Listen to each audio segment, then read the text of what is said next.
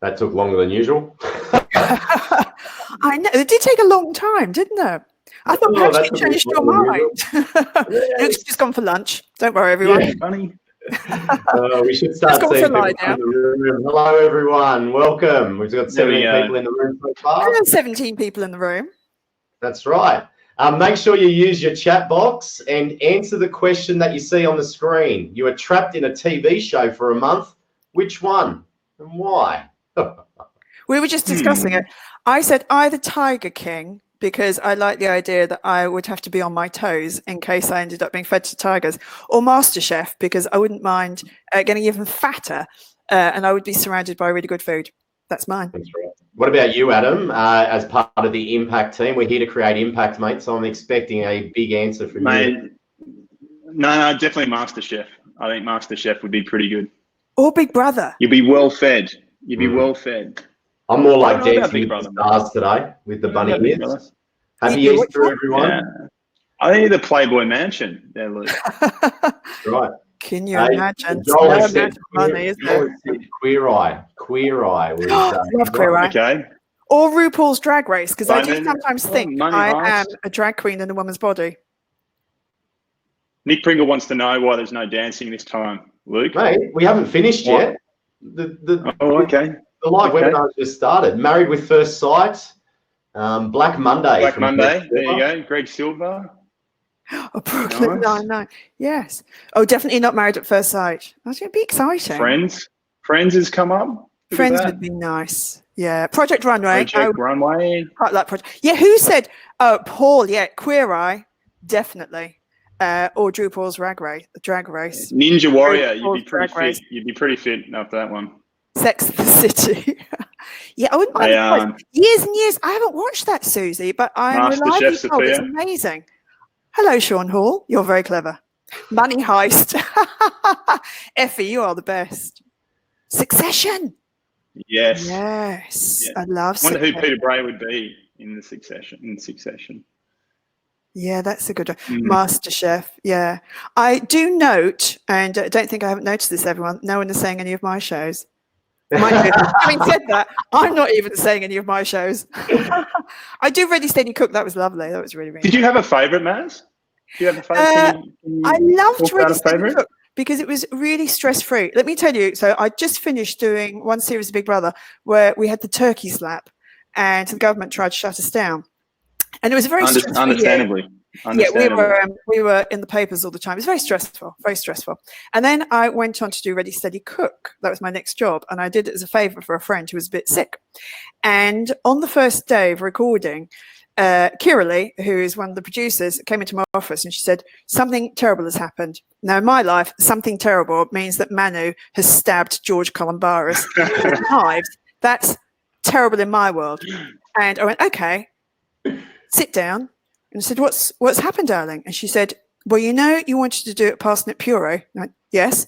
She said, "We don't have any root vegetables. Are you okay with a pea puree?" And I went, Yeah, that's fine. And I said, "Can I just check? Is this as bad as it gets on this show?" She went, yeah. Sometimes the food doesn't turn up. And she left the room. I was literally like this. My life is stress-free. So I'd say maybe Ready Steady Cook. Also, I loved all the people. Dancing with the Stars, you gotta love. I like Q&A because it makes me look clever. There we go. Yes. There we go. Just want to stop everyone. Welcome everyone in the room. We're about to get started. We're not too far away. If you haven't answered the question yet, you're trapped in a TV show for a month. Which one and why? Adam says Survivor. We're here with the thanks to the guys from Impact. We're here to create impact. We've got the amazing Maz. Very shortly, is going to kick off how you can cut through in this new world, and I can't wait Maz is going to throw me in the deep end a little bit today, so I'm a little bit nervous myself, but it'll be a lot of fun. I'm going to drop out. I'm going to drop out of here, Luke. Yep. See you later, Adam. And, welcome everybody. Yes. Great to have you on board. Maz, we'll just kick off in another minute. Midsummer Murder, that's nice. Yeah, Getaway. Everyone wants to be on Getaway. I have to say, why does anyone live in Midsummer? Have you lived there? I mean, the amount of crime. You'd move out, wouldn't you? It's like whoever has Angela Lansbury around for a weekend because someone always dies. And you'd be this is Big Brother. This is Magnum PI. I like Magnum PI. Oh, yeah, Magnum PI was good. Lily St. Geordie Shore. Lily. So Lily, that's a genius one. Yeah. Adam, do not turn on your mic again, mate. This is Big Brother, and I'll boot you out. Okay, Luke. Yeah. Okay. Maz, let's start kicking it off because I'm conscious of time. We've got a lot to get through today, and we want to make sure that we create an impact with everyone in the room. I love the chat so far, and this is what this session is all about. We want you to communicate through the chat box. It's about how interactive we can all be. Over to you, Maz. I'll leave you on the screen now. Beautiful. So welcome to this masterclass, like a masterclass, but masterclass. And first of all, I want to say thank you to the fabulous Ayan and the fabulous Adam from Impact, because they understand that at this time, it is so important to create impact. What we have is time on our hands. Now, you are giving me your attention. I take that very seriously because I'm taking your time. We can be richer, we can be fatter, thinner, have a longer drive, bigger car, but you can't have more time. So I'm going to use yours very carefully. Also, I should apologize to all the men because I do realize I'm extraordinarily attractive and sometimes that can be distracting for you. So sorry, do your best, try and concentrate. Try. It's a burden, isn't it? Shut up, you, get away. So the remote control is my enemy. It's my enemy because I make TV shows, or I used to in my previous job. And if we don't grab your attention the first 20 seconds, you're gone and you are never coming back. And business and show business are exactly the same for that reason. You have to create impact. If you do not create impact, guess what? No one is interested. I have a problem with what I sell, which is this. Nobody wants my product. You can't eat it, you can't drive it, you can't smell it, you can't invest in it. There is nothing you can do with my product. You just watch it. And that makes it kind of a difficult one to sell. Because whatever you're making, whatever you're selling, whatever your service is, I'm guessing that there is a market for it. But I'm in competition with everyone. I'm in competition with you people. I'm in competition with weather. So we have to try really, really hard. And what we do in my world is we create stuff out of nothing. I want to talk to you about where we are in the marketplace at the moment. And I think we are Steven Spielberg. That's the good news because he's worth about $4 billion. Unfortunately, we are Steven Spielberg in 1975 when he was making Jaws, which was going so badly that his team were calling it Flaws. It was going so badly. His budget was $3 million. He bumped it up to $10 million. A lot of money back in 1975. He was supposed to shoot for 50 days. He shot for 150. It was going so badly that the film company tried to fire him 20 times. And the worst thing of all was the shark that they called Bruce after his lawyer just kept sinking. It didn't work. Didn't work. So what he did is he took all his problems and he solved them and he became really creative. He went really Hitchcock. So instead of crying into his beer, he thought, all right, how can I make this work? So instead of having the shark in shot, he gave us the flavor, the essence of the shark. He thought it through. He was really smart about it. He used the music, 2 notes. John Williams, genius. E, F, E, F, E, F, E, E, E, E, E, E, E. The most famous music in the history of music, really, isn't it? Those 2 notes. And literally, you can't go to the loo for about 14 years because you're terrified a shark is coming. Now Maz, it's got Baby Shark all written all over. I know. Reinvented. That literally is, that's like one of those worms, isn't it? Goes into your head. Now, Jaws ended up being the highest grossing movie of all time for quite a long time. First movie to ever reach $100 million. That's a really big deal. He looked at his problems and he got creative. And that's what I think we have to do at the moment.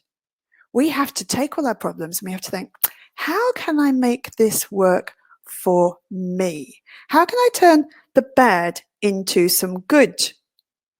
And he did something that I think we all need to do now, which is this: create impact. We need to cut through. In TV, we get you to watch people that you don't know, and you have outcomes that don't affect you. And we ask you to vote for those people, and you do. I mean, it's crazy, isn't it? And you pay for it. We create impact. We create noisy, interesting television that makes you want to watch it. You have to create impact. We're in a really crowded marketplace, and the survival of the fittest is going to be the people who create impact. So I'm going to move on to my absolute favorite topic, and we'll do about 45 minutes on this topic. So why am I talking to you about creating impact? Why am I talking to you about showbiz and business? So my life started as a stylist in London, and Naomi Campbell did her first ever job with me. So I'm 75,000 years old, and Absolutely Fabulous was based on my agent. She was an agent called Lynn Franks, and she was very, very clever. But we did travel everywhere first class, and we did drink champagne all the time. And when I watched it, I thought it was just like a documentary. I think, why is this funny? This is like my life. Not funny. And then I went on to work in television, and I made the biggest shows in the world with the biggest teams, the biggest budgets, and the biggest stars here in LA, in Asia, and in London. And my content has been viewed by about 8 billion people. Well, not 8 billion people. It's been viewed 8 billion times. So it could be just one person like my mother sitting and watching 8 billion times. I suspect it isn't, but it could be. So what I know is I know how to create impact, how to get you to watch stuff when you don't really want to. And I want to share that with you guys today. So we're going to start with the story of one of my ex-boyfriends, Abraham Lincoln, because I am quite old. This story, I think, is the basis of all business. So I want you to open up your ears and listen to this one. It's very interesting, I think. Abraham Lincoln was looking out of his window, and he was watching some of his farmhands try and push a calf into a barn, and the calf didn't want to go in. The calf was afraid, and the calf wanted his mother. Push, push, push, push. And this is what we do with our clients sometimes. We want the result, we push. His Irish maid came into the room and looked out the window. She went, I'll get the calf into the barn. I'm allowed to do an Irish accent because my parents were Irish. I'll get the calf into the barn. And he went, no, love, I don't think so. She went, I will. So she went down and she looked at the calf. She looked at the farmhands. She went, no use pushing. Calf doesn't want to go in, which is what we do in business sometimes, isn't it? She looked at the calf and she thought, what does the calf want? I know what I want the calf to do. What does that calf want? The calf is afraid to go in there because it's dark. So I'll put the light on. And once his mum sticks fingers in the mouth, leads calf into barn. Sometimes I think that we are the farmhands. We're trying to push our clients and our customers into doing things that we want them to do. I want you to watch TV. But you see, that's not good enough, is it? I have to get you to want to watch TV. We have to get our clients and our customers to want to do business with us. No point in us wanting them to do it. They have to want to do it. I think when you understand that about business and you just change that tiny shift in your thinking, it opens up a world of opportunity. So have a think about this. I want you to start typing down for me in the chat room. What do you want your calf to do? Who is your calf? Not me. What an attractive looking calf. Good Lord. Who is your calf? Pop it in the chat now. Who is your calf? What do you want them to do? Because this is the start of your business. Write it down, my friends. And remember, don't be the farmhand. Be the maid. Be the one that is thinking, how do I get the calf to do what I want the calf to do? But the calf has to think it wants to do it. It will change your lives completely. Now, I have a brutal truth for you, because lots of people think this. Hope is not a strategy. I hope they do this. But that's not good enough. I hope people watch TV. I hope I win a Logie and a BAFTA. But that's not a strategy. You have to have a plan for it. This is what I used to do when I made hidden camera shows. Don't judge me. Judge away. I don't mind. So I used to make hidden camera shows a bit like Punk'd. You know that one where you do hidden camera hits on celebrities. So they're my calf. What do I want them to do? I want them to get really cross really quickly, be really funny, be really angry with everyone, and we get great TV, don't we? So how do I do that? Hope is not a strategy. I don't hope they turn up in a bad mood. I make sure they turn up in a bad mood. But I did this with their agents and their families' consent. So this is what I would do, because I'm a really good producer. I was a really producer. I made sure my calf did what I wanted my calf to do. My calf wanted to do it.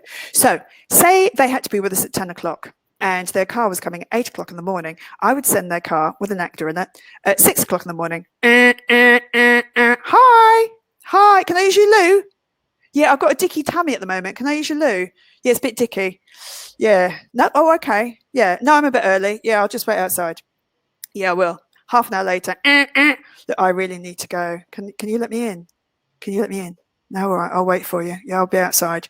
So they're supposed to come at 8. No, don't buzz then. Come back at 9 when they're really, really, really, really cross, and then get their name wrong, and then take a really long route. Turn the music up way too loud. Get their name wrong constantly. So if it's Kylie Minogue, call them, Danny Minogue, call them, I don't know, whoever you want, but make sure you get their name wrong. If we were taking them to do something like a fake ad at the BBC, we would drop them right on the other side of the building. We'd make sure that no one came to find them. We'd ask them if they wanted tea. We'd give them coffee. By the time they got to the studio, to me, when the cameras are rolling, they would have punched Mother Teresa by this point. They were so cross. So they were my calf, and I produced it. We are producers all the time. Our kids produce us. Mummy, can I have? Our dogs produce us. Poor, poor, poor. They're not poor, poor, poor if you don't have a biscuit in your hand. So have a think about that one. We do something in television that is never on any brief that anyone ever, ever, ever gives anyone. And it's so important. I want you to remember this for the rest of your lives.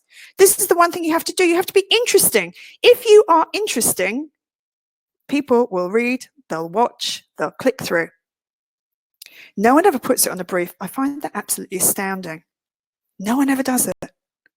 Be interesting. I want you to do a boring audit of all your assets. Anything that isn't interesting, highlight it, lose it. Just keep the meat. Lose the fat. So I don't know if this is going well or not, but you're about to really hate me because I'm about to tell you something that is quite brutal, but you do need to know this. It is not my job to be interested. It is your job to be interesting. If you want to create impact, think about this.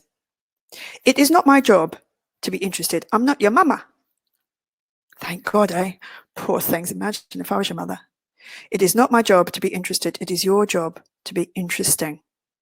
It is not my job to read anything that you write. It's not my job to listen to you. I will use the remote control if you're not interesting. I will not click through on your website unless there is a clickbait, something that makes me want to click through. So I want you to think about that. It is not my job to be interested. It is your job to be interesting. And you want to start conversations. So, Luke, if I said to you, Luke, knock, knock. Yes, who's there? Mikey. Mikey who? My key's not working. Can you let me in, Luke? Sure. It's the start of a conversation, isn't it? Now imagine if I did this, knock, knock, and you said, there's no one in. Yeah, locked. Where does the joke go? Improv is a conversation. And what you want to do with all of your assets is you want to start a conversation. Don't be knock, knock, there's no one in, because that will never work. Be knock, knock, who's there? Start a conversation. Make sure that what you post is interesting, because then you start a conversation. Hurrah! What you want to avoid at all costs is this white noise. What I want you to do now is write down in the chat room. I'm going to flick this switch and have a look at it. White noise. I'll tell you the white noise in my world. So in my previous world of making televisione, people say this all the time, and you'll know it, and you switch off when you hear it. It doesn't mean anything. It's white noise. Shh. That's what it is. I really want to win this. Of course you do. You're in a competition, you idiot. I'm going to give it 110%. Mathematically, you can't. I'm a real people person. Are you? Give me examples. I'm going to give it 110%. It's not my time to go. I really want to win this. I'm nervous but excited. That's the one everybody says. Always, I'm nervous but excited. What's the jargon in your world? I've written some down here. Passionate. People say, I'm a passionate ... And I always say, give me 3 examples of you being a passionate ... I was a passionate TV and filmmaker. I slept in the office probably twice a week because I worked so late I didn't have time to go back and come back again. 15 years experience of ... I'm a passionate ... with 15 years experience. There was a doctor in the UK. His name was Dr. Harold Shipman. He was a passionate medic. He was a medic for about 40 years. He was a highly experienced, passionate medic with 40 years experience. However, that didn't make him good because he was, in fact, the highest rating serial killer of all time. Killed about 250 people. So saying that you're a passionate ... with 20 years experience doesn't mean you're good at it. It's white noise. Authentic. My least favorite word. Authentic. What does that mean? You're honest? Isn't that a given? Don't use that. It's white noise. Pivot. If I hear pivot again, I'm going to punch myself in the face. Game changer. Unprecedented. It's unprecedented how often I'm hearing unprecedented at the moment. Should we pivot on that one? There's some great comments coming through, Maz. Let's have a look. I'm about to change your life. You went there, Maz. Where'd I go? It's a journey, yes. Journey. Expert in. Sophia, you are so right. I'm an expert in. I'm a passionate with 20 years experience of. Go through your assets, go through your website, go through your LinkedIn, and just cross them all off. Just cross them all off. Lose it. When you touch base, I'm a disruptor. I'm a disruptor. I always want to say to people, give me examples of that. I'm a disruptor. When I was at the BBC, it was something like $60 for a flip chart, if you wanted to hire a flip chart. And I asked my team, I said, that seems very expensive. Can we buy one? How much would it cost to buy one? They went, it'll cost you about 61. Brilliant, go and buy one. And then we took our one that we used for that meeting for that afternoon, and then we advertised it in the BBC magazine. We said, the BBC charge you $60 for a flip chart. You can have ours for 57. And they went mad. Tiny bit disruptive, but it was good because it pointed out to them how utterly ridiculous. Accountable, entrepreneur, lean in, ASAP, yeah, ASAP. At the moment, Petri dish is pretty used. Yes, Petri dish. We're in a Petri dish. Stop it. All of these words are white noise. They just disappear, don't they? I don't want them to disappear. I don't want you to disappear. I don't want anyone to use the remote control on you. I want to make sure that when there is a conversation about your industry, that they're writing about you, they're talking about you. Somewhere right now, people are talking about your industry. They have to be talking about you. You have to cut through. I get very passionate about that. Calm yourself down, girl. Calm yourself down. Now I'm going to give you a very good example of white noise. So has everyone got their eyes? Okay. Read this, my friends. It's about 90 words. So for anyone who reads slowly, just put your finger underneath the words and just follow along like that. That's how I read. 90 words. Read it. When you're done, just put, read it, read it. I'm just going to have a sip of my straight gin. Just giving you a time check, Maz, as well. Just time check. Yes. I've got to speed up, everyone. I'll speak really quickly. Right, you're done. What do you remember? There were 90 words there. I think it was white noise. This guy is a filmmaker. He is a brilliant filmmaker. And you can see by the look of him, he's a really interesting dude. He's one of my favorite people. I really like him. But we did a half day with him. And I got to say, when he showed me his LinkedIn, he said, there are some meetings that I really want, but I'm not getting them. And I went, yeah, I'm not surprised. If you were in the boring Olympics, you'd get gold, buddy. What can you remember? Have a look. I'm going to have a little look now. Yeah. Everyone's saying read it. 20 years experience. 20 years experience, the only thing I can remember. Yeah, producer. Yeah. It's white noise, isn't it? It's white noise. You just don't remember it at all. Just don't remember it. Do you? Now, let me tell you about this guy. We had a chat with him and I said, so what have you done? Tell me what you've done. And he's done pretty much everything on set. He has been a director, a driver, a focus puller, caterer, done the lot. And I said, who have you directed? He gave Sam Worthington his first job. Sam Worthington, in Avatar, the highest rating movie of all time, bada bing, was invited to take the part of James Bond or audition for it. Daniel Craig got the gig. That's a big deal. He recognizes talent. Number 2, second piece of interesting non-white noise. He was a driver. Do you know who he was a driver for? Vin Diesel. Vin Diesel, gone in 60 seconds, yeah? That's who he was a driver for. But he was fired. And I said to him, what were you fired for? He said this, my favourite line ever in the history of lines. He said, for driving too fast. Isn't that amazing? And we said, why are you making this movie? And he said, well, it's a movie about Kung Fu. And my little daughter is 9. And I said to her, who are your heroes? And she said, Taylor Swift, Michelle Obama. And that was it. He wants his daughter to have another hero. I went, brilliant. Those are your 3 things. So you put those in the body of the email, and you need an interesting title up the top. So, can you do anything in the world of martial arts? And he said, yes, I can kill someone in 10 seconds, leave no trace. Brilliant. Put that in the title. Because you're going to open that one, aren't you? Clickbait, isn't it? Clickbait. You're going to click through. It's impossible for you not to, isn't it? So he sent off his email with his Sam Worthington, Vin Diesel. This is why I'm making the movie. By the way, I can kill someone. And the 2 meetings that he wanted, he got them within 2 hours. One guy wrote back and he said, good proposal. Come in and pitch me. And by the way, there's someone in the office giving me the raving, and we'll kill them. It's smart, isn't it? Previous bloke, 20 years experience of something or another, passionate something or another. I mean, really, I kind of remember what he did. So,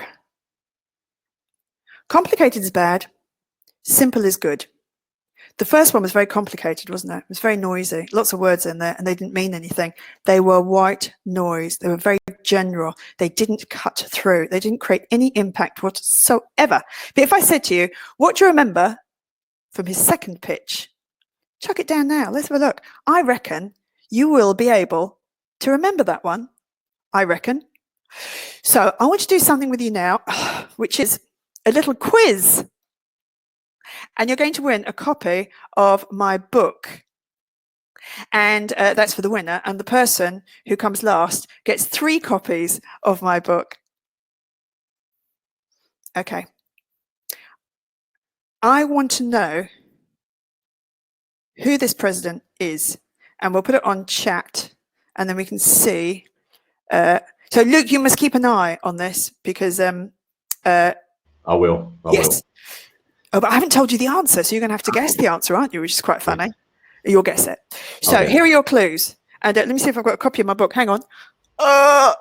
Everyone, you're going too early. She hasn't given you the clues yet. So you're going very early. They're all saying JFK. You're all wrong. So here are your clues. There are 45 presidents of the United States. This one was born in Queens. This one has 5 kids. This one has, someone's got it already. I'll finish the other clues, but I'll remember your name. Has 5 kids. They have a Bachelor of Economics from the University of Pennsylvania. Their head is orange. Easy. Yes. Paul Kelly. I think you were the first one. He was. I think. He was. Paul Kelly was the first. So, Paul Kelly, you get 1 copy of my book. And the other people who are coming quite late, you get 3 or 4 copies of my book. I'm afraid. Bad luck, everyone. Simple is good. Now, you can tell me all the other things. They're a bit white noise, aren't they? 5 kids. Lots of people with 5 kids. Born in Queens. Sure, he's not the only person born in Queens. Not the only person with a degree in economics from the University of Pennsylvania, unless they're all very bad at economics in Pennsylvania. You might be. But when you say, he's the one with an orange head, you get that, don't you? You get it. It's a really easy one. Yeah. So, I call this sticky information. Sticky information is information that sticks in the brains of the people that matter to you, the people that you find important, your audience. When you leave the room, your information's had to stick in their heads. Because if I say, lovely Lily or Steph was in, tell me why they were in. I'm not going to go through my notes. Oh, hold on. I just wrote some notes there. The information has to have stuck. The first bloke, you can't remember him, 20 years experience as a producer, a director, or whatever the dullness was. But you'll remember something of the second one, won't you? Because that was sticky information. It wasn't white noise. What is your sticky information? What's sticky about you? Right, we're going to work on that. So this is how long it takes people to make their minds up about you. When someone sees you for the first time, it takes 3 seconds. So within 3 seconds of my little fat head coming up, you would have thought, she's rich, she's poor, she's fat, she's thin, she's interesting, she's not, whatever age, am I single, am I not? We do this all the time. We don't realize we're doing it. But it goes back to the times when mammals were deciding whether they were going to eat us for lunch or we were going to eat them for lunch. That's how it works. I've interviewed about 12,000 people. I've interviewed more people than anybody I know. It's kind of crazy, isn't it? Before you've spoken a word, if you walk into one of my auditions, I've written a paragraph about you. 3 seconds. The first thing I look at, your clothes. What are you wearing? Next one, your body language. You hunched up. People come in, they go like this. I'm the life and soul of the party. You go, don't think you are, baby. How do you look? Do a scan. What I want you to do this week is say to someone who is in your house, or take pictures of yourself, send to friends, and just say, what really suits me? What are my colours that are good? How can I look different? Because if I look like everyone else, guess what? I look like everyone else. If you're at a conference, should that ever happen ever again, or at a party, should you ever be at a party again, someone needs to be able to describe you. You need to make it easy for them. Think about that. Your attire, B, your body language. Think about that. Next thing, we're going to do your 30-second ad. So there's no such thing as a free lunch. This is not a free lunch. So get your little hands ready, because you're going to do a little bit of typing. We're going to put this together. We're going to do a personal ad for you on this side of the break, the personal ad for your business on the other side of the break, and then we're going to marry them together, and then the world of showbiz is going to work its magic, and everybody on earth is going to love you more than everybody else they ever meet for the rest of their lives. Let's do this. Question 1, why do you need to exist? Get typing now. Why do you need to exist? There is a reason. What is it? I need to exist because I have an ability to use all the stuff that I learned from TV to help businesses. So I call what I do kick-ass killer communications. So I go in and I teach companies how to tell their stories. Because when we tell stories, our brain engages. Sticky information sticks in there. That's why I need to exist. I have a unique ability. Terrible girlfriend, can't do a budget, but I can get people's attention and keep it and cut through. Why do you need to exist? Yeah. What would happen if you didn't? Write it down. If I didn't exist, all those wonderful shows, I use the word wonderful in inverted commas, all those shows I've made, you know, I don't know, would they have been the #1 show? Would they have won awards? Would they have gone on to, 20 seasons, keeping people in work for 20 seasons? I don't know. That's the reason I existed then. And now it's to share what I know about the crazy world of show business with business. That's why I need to exist. What would happen if you didn't exist? Because that helps you sometimes get to the core of your business. Why are you interesting? That's really hard, but you need to be. You need to be interesting. You need to cut through. Do you remember I said earlier, interesting is the #1 thing? What's interesting about you? On Big Brother, I interviewed, I'd say probably about 2,000 or 3,000 people a year. And there were some people that really stood out, some little favourites. There was a girl called Constance Hall. And Constance was on Big Brother. She wasn't on for very long. She was in and then straight out again. Someone has to be. She also did Dancing with the Stars. She's written loads of books. And she's a genius. I really like her. She's very honest. She is authentic. And I said to her, don't tell me you're the life and soul of the party, real people person. Tell me why you're different. Why are you different to all the other people out there? You're not going to give it 110%, really want to win this. I'm nervous but excited. I'm a real people person. And she said this, I'm not a people person. Don't really like people. Find them disappointing. Find them very disappointing, actually. People say they're going to do things and they never do. I find that very disappointing. Yeah, I'm not a people person. Isn't that great? Now, I'm not suggesting that when you go to meetings, you're going to go, oh, hi, it's lovely to meet you. Well, actually, it's not really lovely because I don't really like people. But that made her interesting. And there was a guy called Farmer Dave. We put him in the house as well. And he said one of my favourite lines ever, which was, I said to him, how come you're single? You're such a good-looking man and you've travelled the world and, God, you're interesting. How come you're single? And he said, it's hard to find a farmer's wife when you're looking for a man. Isn't that brilliant?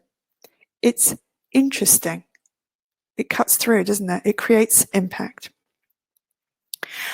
I talk about being a white coat a lot, and a white coat means you're a very safe pair of hands. So in the oldie days when I made reality TV shows, in fact TV shows in general, I had a really good track record. So the Big Brothers that I made, the first one or the second one, was the highest rating launch in Channel 4's history. I made an AFL show here, The Recruit, highest rating launch of an original format in Fox 8's history. They've pretty much all been number one. So when I go in and ask for an enormous amount of money, because when you make reality TV shows, they're giving you huge amounts of money, they felt very safe. I had a white coat on. I felt like a medic. Think about this. You're going for an operation and there are two rooms. There is a room with a lady in there smoking a cigarette and she says, I've watched Grey's Anatomy once or twice, good at needlework, good with a knife, we'll be all right. Or you walk into the other room and there is someone there in a white coat with a stethoscope and they say, they call me Appendix Maz because I've done this 1,000 times, never lost anyone, we're all good. Which room do you want to walk into? Before you go into meetings, before you send a brief, before you do any ideas, put on your white coat.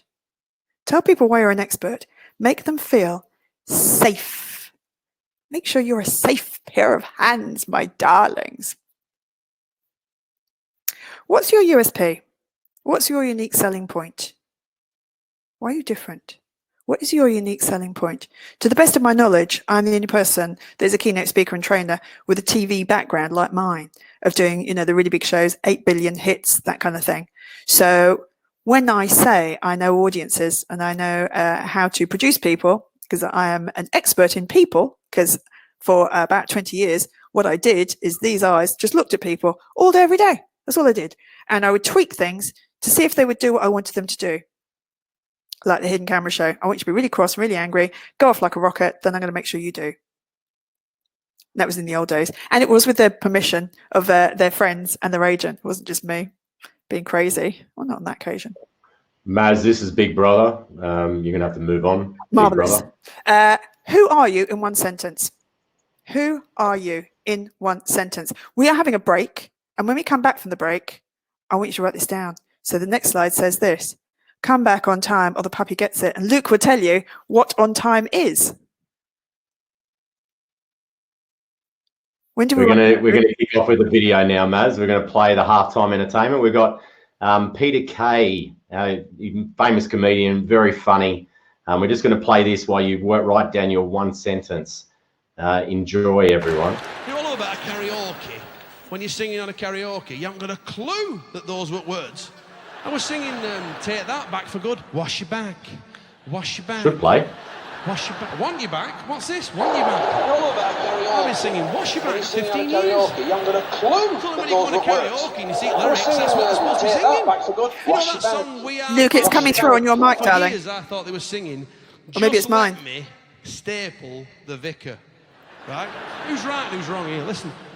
All of the people around us, they say, can they be that close? Just let me state for the record. That's what they sing. Just let me staple the vicar. What's all that about? Just let me state for the record. We're giving love in a femidom. We're giving love in a femidom. We are family. You know Duffy, the Welsh songstress. Last 3 years I thought that poor cow were begging me for birdseed. I'm begging you for birdseed.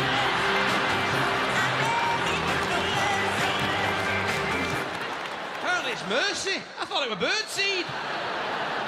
I'm on karaoke with it. Birdseed, birdseed. Mercy.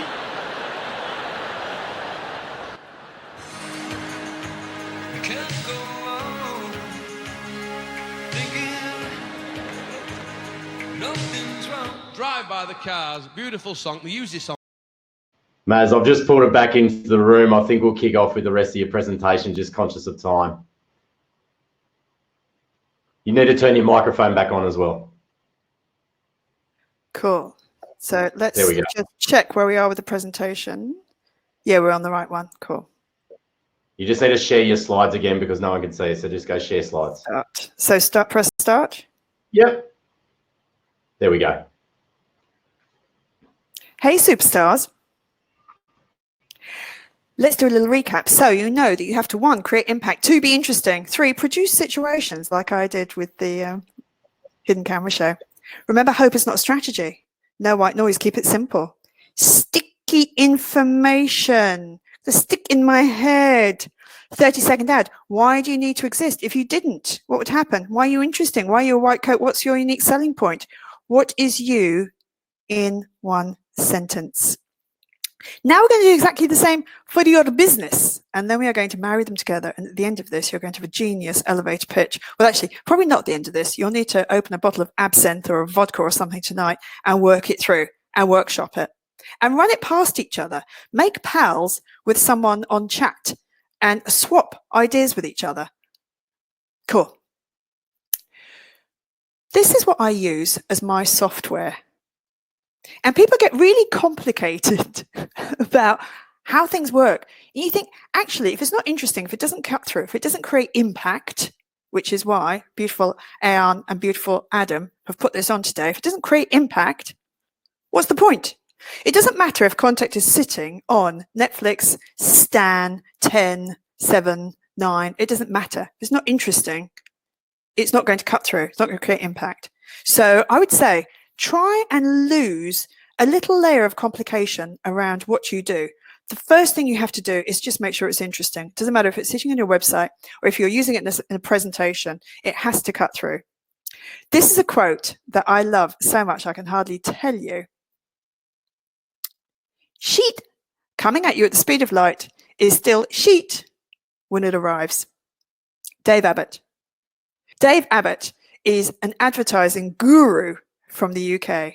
Have a think about that. We get very caught up in whether it's sitting on Facebook or Insta, is it on the website, you know, are we sharing, is it on LinkedIn? The number one thing you have to do is make sure your content is good. Put a little show in your business. If you have a little bit of show in your business, it doesn't matter where it sits. If I said to you, where's Game of Thrones? You know, I think it's Stan, it might be on, where's Succession? It might be Foxtel, it might be. If it's really good and your message is really clear, people will find you. So, I think there are 2 ways of doing business. Only 2 things that you can do, and they are, 1, you do the same as everyone else and you do it better, or you do the exact opposite. Same as everyone else, but you do it better, you do the exact opposite. I made The X Factor and then The Voice came along. Same show, really, but it was better. God, I hated them. Because you know what they had? They had a unique selling point. They had something that was different. They had the turning chairs. If you, anywhere in the world, did this, people go, The Voice. What did I have? I had this. That was it. I had The X Factor, which is great. They made us look tired and old and a little bit grumpy. Oh, God, I hated them. They did the same as us. They did it better. You can also do the opposite, which is what Married at First Sight does, which is why everyone's watching it. When you date someone, here's a masterclass in dating from me. Pinch of salt, bucket of salt, anyone? You date, and then you decide to get married, yeah? No. You marry, and then you decide whether to date. I mean, it's just madness, isn't it? Do the same as everyone else, do it better. Do the exact opposite. So, my other boyfriend, we've heard from Abraham Lincoln, now Mark Boris. Not really. I did the Celebrity Apprentice with him. He's not really my boyfriend. Wish, eh? Mark used to do a lot of stuff with Kerry Packer. Kerry was his mentor in some ways. And he said one day he was sitting down with Kerry, and Kerry said to him, "What's your business, Mark?"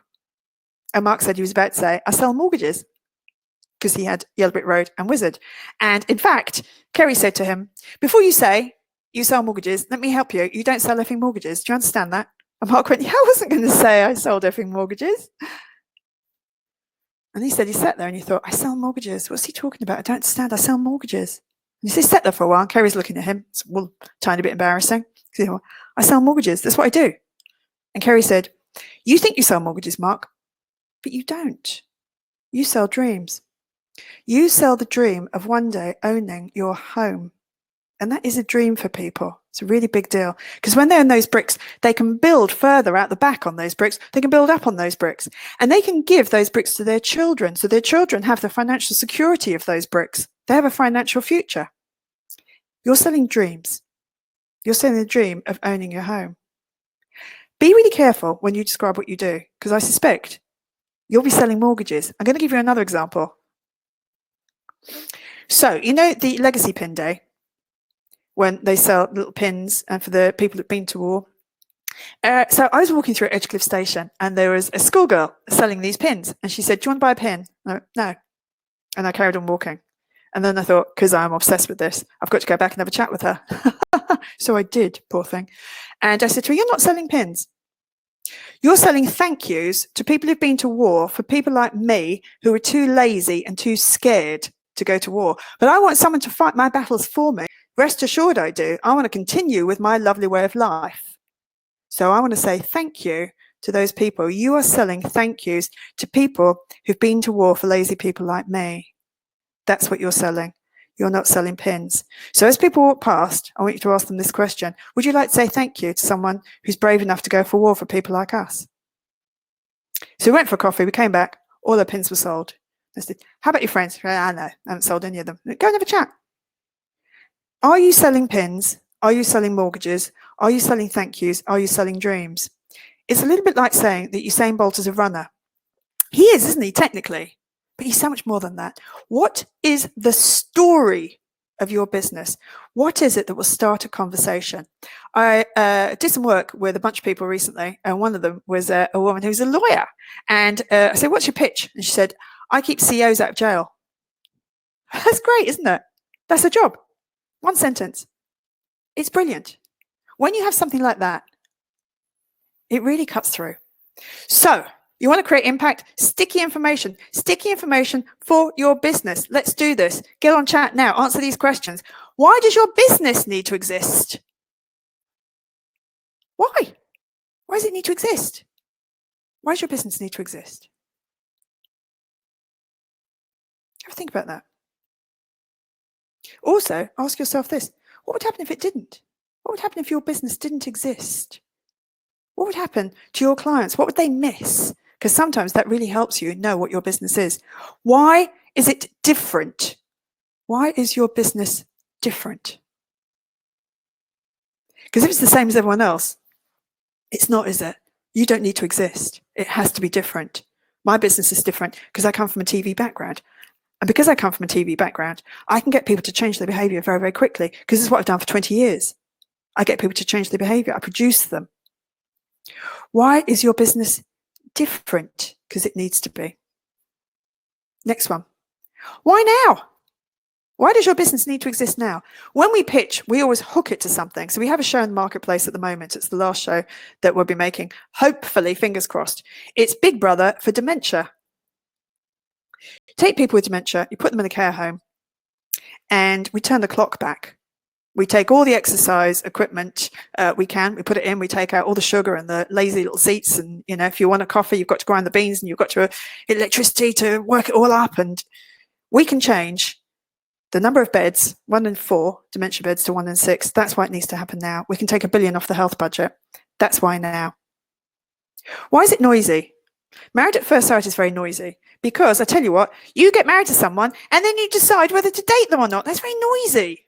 Have a think about that. Why are people going to talk about your business? Why are they going to talk about you? Remember earlier, there is a conversation happening about your business. You need to be part of that conversation. Why are you noisy?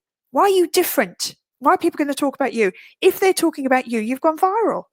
If you're spending on advertising and marketing, that's your spend.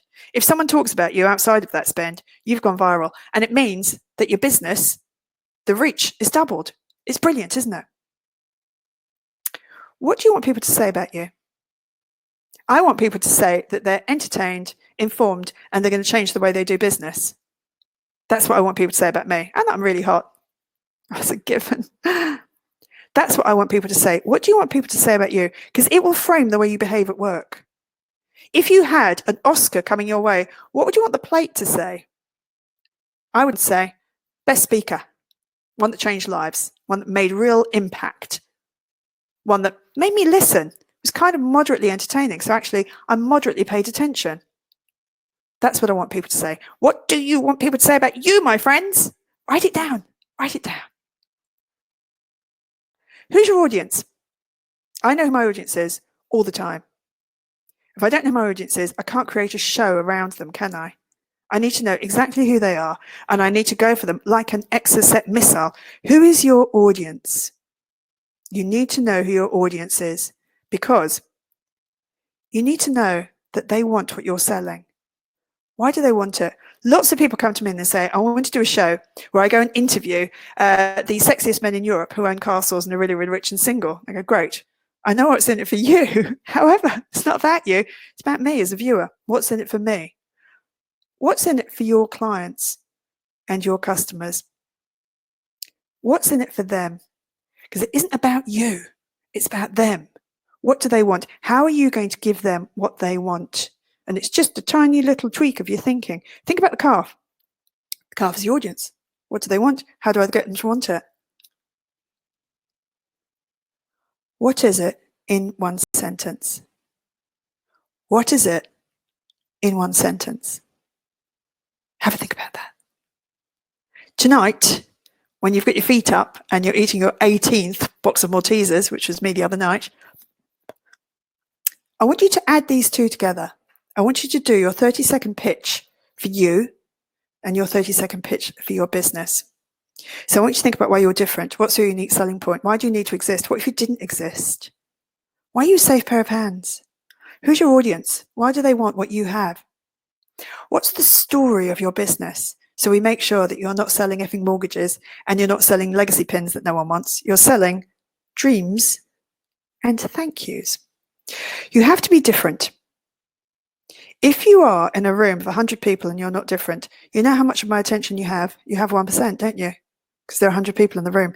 If you're different, and you look different, and your content is different, you say something that's different, it's more interesting than everyone else, you jump up to 50% of my attention because there's you, on this side, and then there's all of them.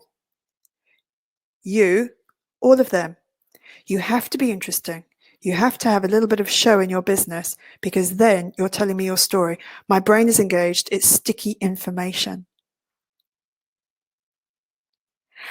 I'm going to ask you a very quick question because I want you to think differently. What came first, wheels on a suitcase or a man on the moon? What do you reckon? I know. It's so crazy, isn't it? July 1969, we put man on the moon. October 1970, we started to sell suitcases that had wheels on them. Think differently. Think differently. I'm going to leave you with my KFC at the moment, and that's my sweet little head is Colonel Sanders. I'm so attractive, aren't I? K, we're in a tricky situation at the moment. We're in tricky times. I would encourage you to be as kind as you possibly can. I know you're all very, very kind people. So ramp your amazing kindness up to stupendous, ridiculous kindness. F, I want you to treat everyone like they're your friends and family. So just give love to absolutely everybody. Never judge anything at all at the moment because we just need a whole lot of love and see, chat, communicate with your teams, communicate with your customers. Just call them up, make sure they're okay, make sure they're fine. KFC, remember your KFC. Follow your dreams, but first, follow me. That's me, Maz Speaks, on Facebook and LinkedIn. And we're going to do a little Q&A now. And also, I want to say thank you to Luke. Look at that handsome man. Very professional as well. Yes, he's my very, buddy very is. He's the Maz. He's magnificent. We've had some great chat in the room, and it's still going. Before everyone goes, you've got to check out our next speaker. His name is Kamal Sama. He's going to help you create impact in a different way. I've just uploaded the registration page so you can see it pop up there in offers. Kamal is all about developing the focus of a warrior and the clarity of a monk. Oh my God. It's going to be an exceptional talk. So we started off with Sean around energy, you were around impact and creating impact. And now we've got someone around resilience, and it's going to be a fantastic chat. We will get to Q&As in a second. This is a 4-part series with the guys from Create Impact, Ayan and Adam. Yes. We're really here to help everybody. during these challenging times. So please share it with other people as well. If anyone has any questions, please leave them on the chat box now. Maz, we did have someone, her name was Sarah. She talked about, she's from the Asian market. So she said, what television shows have you done in Asia? I did The Apprentice. So I came and I consulted on The Apprentice about, I reckon it'd be about 10 years ago. But my friends, because I was at Fremantle Media, so we made Got Talent, The X Factor, The Apprentice, Project Runway. Way back in the day, we made MasterChef. So I used to go over and consult, and I loved it with all my heart and soul. And I would like to do lots more in Asia. Actually, I'd like to do more training, because I don't really like doing TV anymore. I feel like I've done it. Get me. Get me, showbiz. Thank you so much. And I also just want to add, thank you to Aaron and to Adam, because this is a really kind thing, I think, for them to do, is to offer just some different views on things, and to offer some people that will help you create impact in a really lovely way, just to upskill, because what we have at the moment is time. So I think it's very kind of you, and I'm blowing you both a kiss. Yeah, we'll both do it, Maz. I'll do it too. Wow. Thank you, Adam and Aaron. I can see Adam going like that. Oh, no. Oh, here he is. Come back in, Adam. Come back. You handsome devil. Yes. Questions. Did everyone else see Maz herself on TV? I was actually on a show called Reality Check on the ABC. Oh, and I'll tell you what's funny, Rebecca, is I didn't know if I was going to be any good or not. So I didn't tell anyone at all that I was on it. Because I thought, I'll watch myself back, see if I'm any good. And then if I'm any good, I'll tell people. And my mum called me. I think it was on a Tuesday night. My mum called me on the Wednesday. She's 97. She went, your father and I were watching the ABC last night and you were on it. For heaven's sake, why didn't you call us and tell us? Call us, see your mother. And I had about 80 texts from people going, what are you doing on my TV, you mongrel? Maz, did you ever make a show that wasn't successful? Yes, I did. See, here's the funny thing. I want to do a conference called My Favorite Failure, because I think we learn so much from failures. When you have a #1 show, you just think, I have #1 shows because I'm a genius. And it's not at all. It's because I surround myself by extraordinarily clever people. And then I sit back and I do nothing, but I go and collect the award at the end. That's been my career so far. I did a show called Everybody Dance Now. We called it Nobody Watch Now because nobody watched it. And it just, it just didn't really make any sense. But we had a nice time making it. I made it with very lovely people. But it was one of those ones that you think, I don't think this is going to work. And then we all felt good because we kind of went, yeah, we were kind of right. It didn't work. But, you know, we tried. We did our very best with it. Oh, so good, Maz. You're so entertaining. I know a lot of people got a value out of it. The chat box was on fire. Thank you, everyone, for attending today. We're going to finish up the webinar now. Before you head, make sure you click on offers and attend the next session with Kamal Sama. It's all about resilience, that sounds great. Which is going to be epic, especially at this time right now. So thank you, everyone, for being a part of today. There will be a recording of this webinar, Maz, just letting you know. Oh, marvellous. A recording of this webinar that will be sent to you in an email straight after this. Thank you, everyone, for joining, and thanks for creating an impact today in this session. Thank you very much, everyone. See ya. Bye.